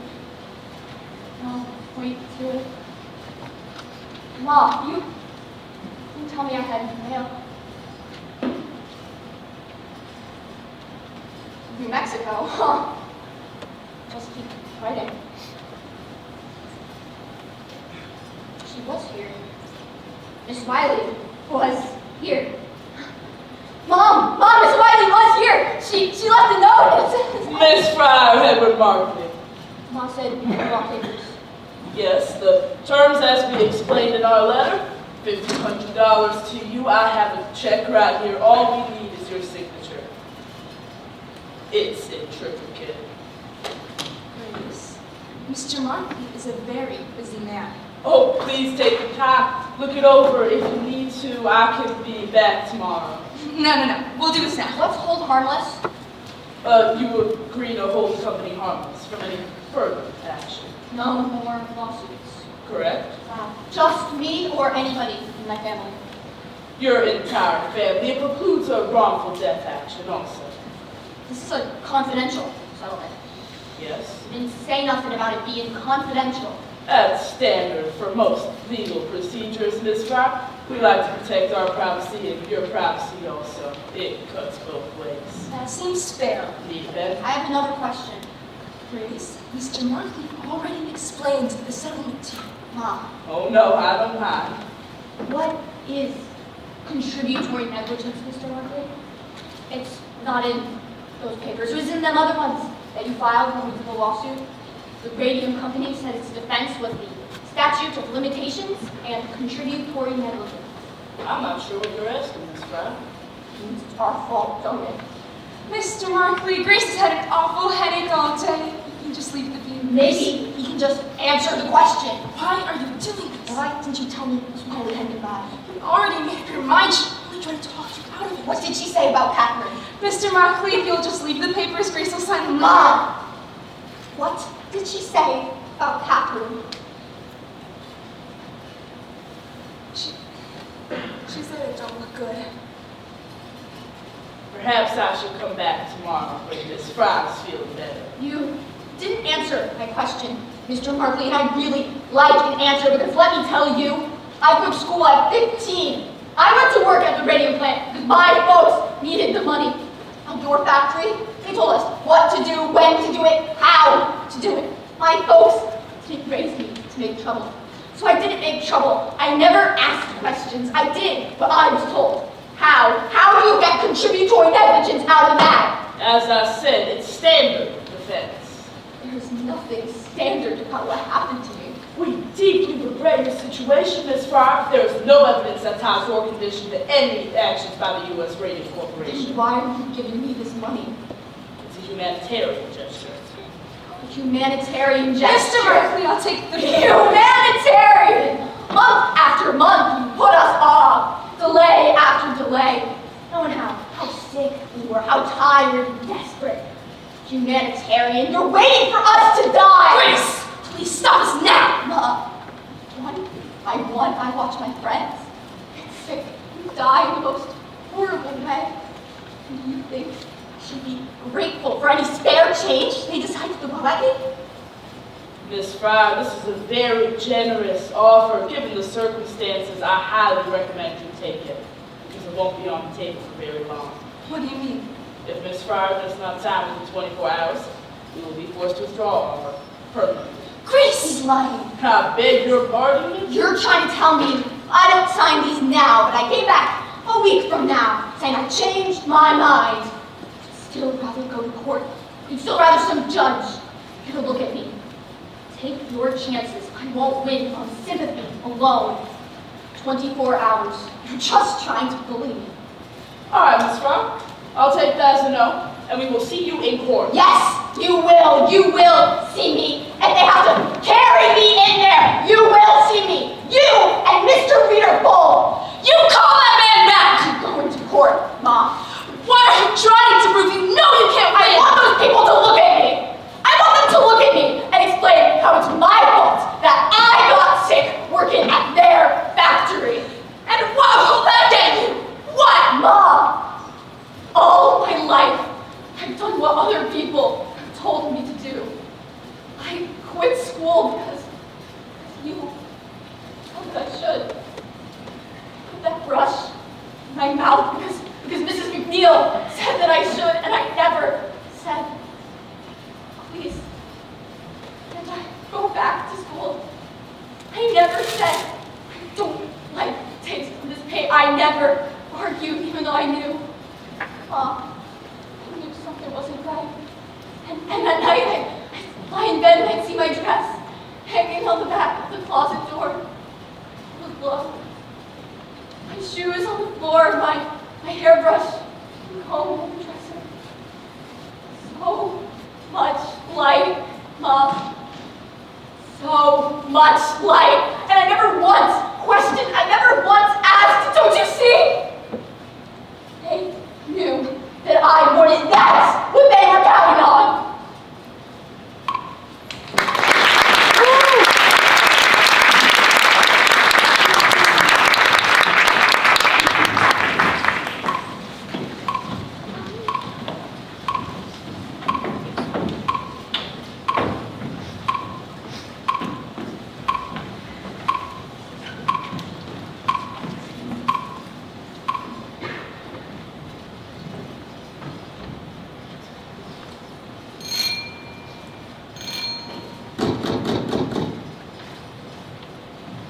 Arthur, so it is you making all this noise. I left messages with your housekeeper. I know you got my messages. As we are no longer in business together, I thought it best not to respond. Is that what this is about? Perhaps some tea will calm your nerves. You never told us the paint was dangerous. You never said a word about it. Not to me, not to Dan. I didn't know. You didn't know. You invented it and you didn't know. How can you lie like that? I didn't know until it was too late, Arthur. I should put you through that wall. Perhaps you should, but you will not. We'll sit down, we'll have some tea, and you will calm yourself. I was never the technical man. You were the technical man. Yeah, I was a technical man. Sit down, Arthur. I sold watches, for Christ's sake. I was a salesman. A good one at that. Very good head you have for the business. Not so good head for the science, but for the business, very good. Always you could find ways to cut the cost without losing the quality. That is a gift, Arthur. So why don't you have some tea? Jesus Christ, what's wrong with your fingers? It's been like that for some time. What, have you been dipping them in ink? Dipping them in ink. How fond you are of a pretty story. No. Dr. Merlin tells me it's a necrosis of the tissue. The cells, they are dying. With the dial pages in the jaw, they start to visit me the hands. I didn't know. No reason why you should. It's been a long time since I last saw you. How long? But I've known for some time. Miss Wiley of the Consumers League persuaded me to assist Dr. Martin in testing the dials for radium exposure. There aren't many people around, you know, who can measure that sort of thing. So she came to me, knowing I had the equipment and, of course, the skill. I didn't want to believe her either, Arthur. I didn't want to believe the girls would get sick from using my paint. So I agreed to help. Dr. Marlin and I conducted expired air tests on the girls. It was then I found out.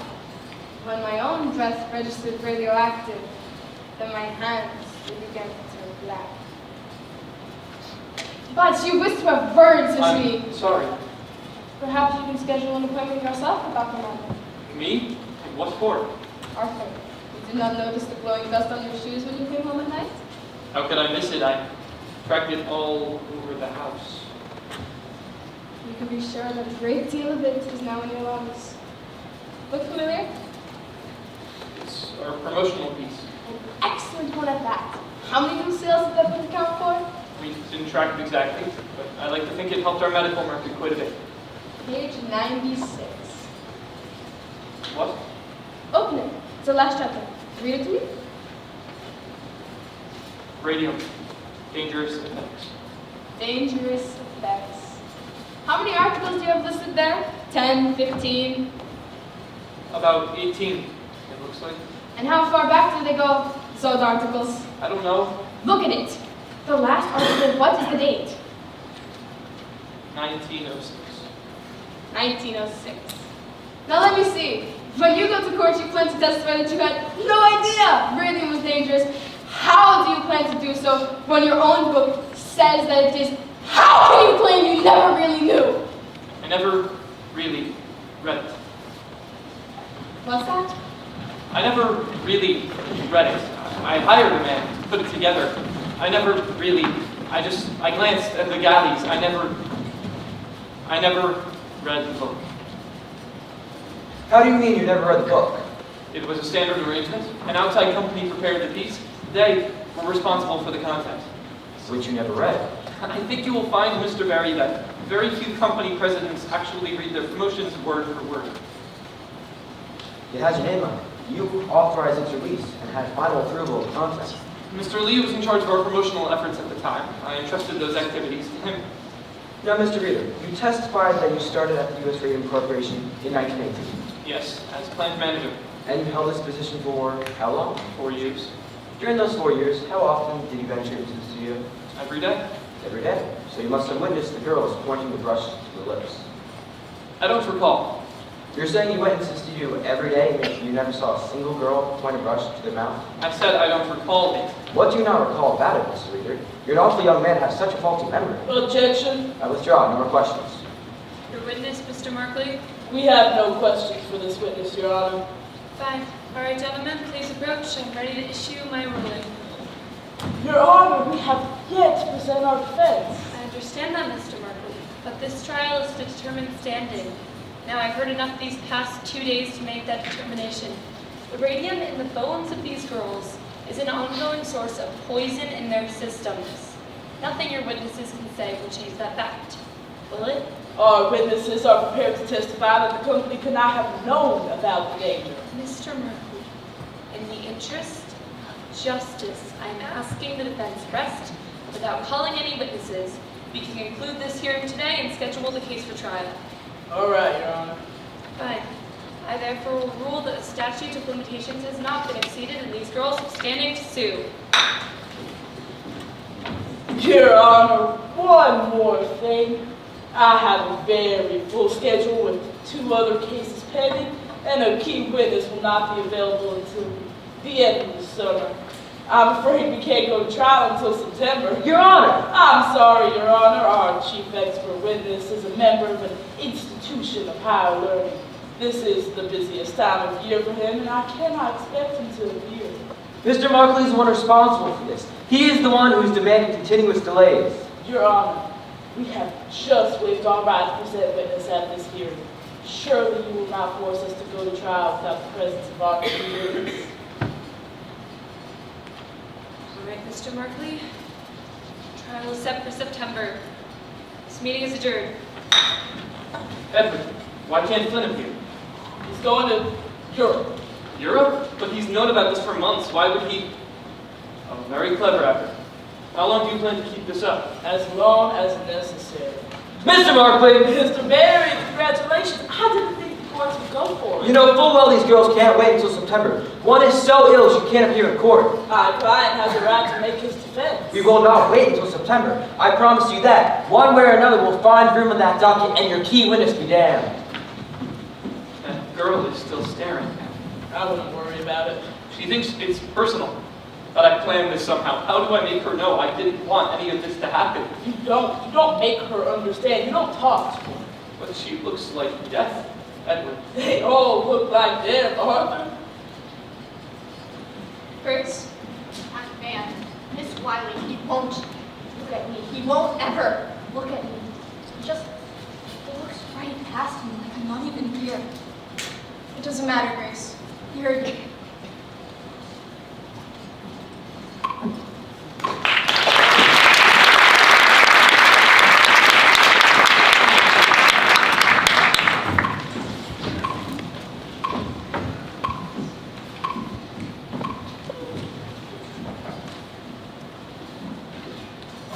June 4th, 1928.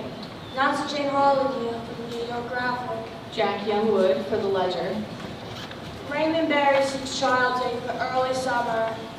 As U.S. Radium Corporation announces a settlement. A settlement? $10,000 cash for each girl. $12 a week for life. $12 a week? Read all about it in the Ledger. Your first source for news! The company agrees to pay the medical expenses of each girl for the remainder of her life, and the girls have agreed to submit to a periodic examination by a panel of physicians yet to be appointed. Questions? Will this lead to a settlement? Is it an admission of responsibility? What about other pending cases? It was purely for humanitarian reasons that the U.S. Radium Corporation agreed to the settlement. We admit no liability whatsoever. Where does the company go from here? The U.S. Radium Corporation is pleased to have brought this lengthy litigation to a close and looks forward to many more years serving its customers and this community. And that's C.B. Lee, President. Catherine Wiley of the New Jersey Consumers League. Our press statement. Were you pleased with the outcome, Miss Wiley? Finally, these poor girls receive some compensation for their suffering, but more importantly, the issue of radium poisoning has been brought to public awareness. Thanks, Miss Wiley. The spelling, by the way, is Wiley with one L and Catherine with a K. Well, Edward, looks like we're back in business. What's your game plan? Didn't I tell you? I've got a buyer for the tailings that have been piling up on the building on Alden Street. Oh, Some contractor in Montclair needs a little infill. that's perfect.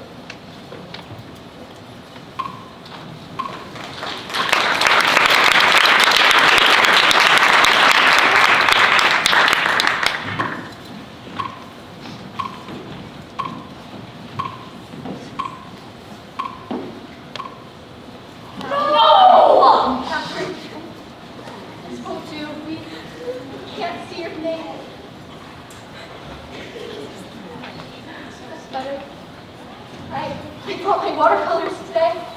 It's such a beautiful day, too. The leaves are starting to turn, but it's still warm, too warm for a sweater. Not much of a breeze, but fine day to paint. Thought I might find you over here. You're right.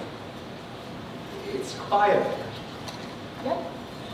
I guess if you want to rest in peace, this is the place to do it, huh? I guess it is. What is that? Watercolors. I'm a little weak when it comes to landscapes, though. No, it's good. It's nice. First thing I bought with the settlement money was some paints. Got some oils, too. Big spender. And then I bought a car. I didn't know you could drive. I can't. My brother's going to teach me. He drove me up here today. Grace, if I want to learn how to drive, I'd teach you. Tommy, you got other things to do now. You know about that. Tommy, this just isn't that big. I meant to tell you. Actually, that's why I came, and I... Tommy, it's all right. I'm happy for you. For both of you. No hard feelings then? Tommy, you think I got time for all that? I'm glad it worked out for you guys. Are you glad? You don't think you backed down too soon, do you? We didn't back down. They backed down.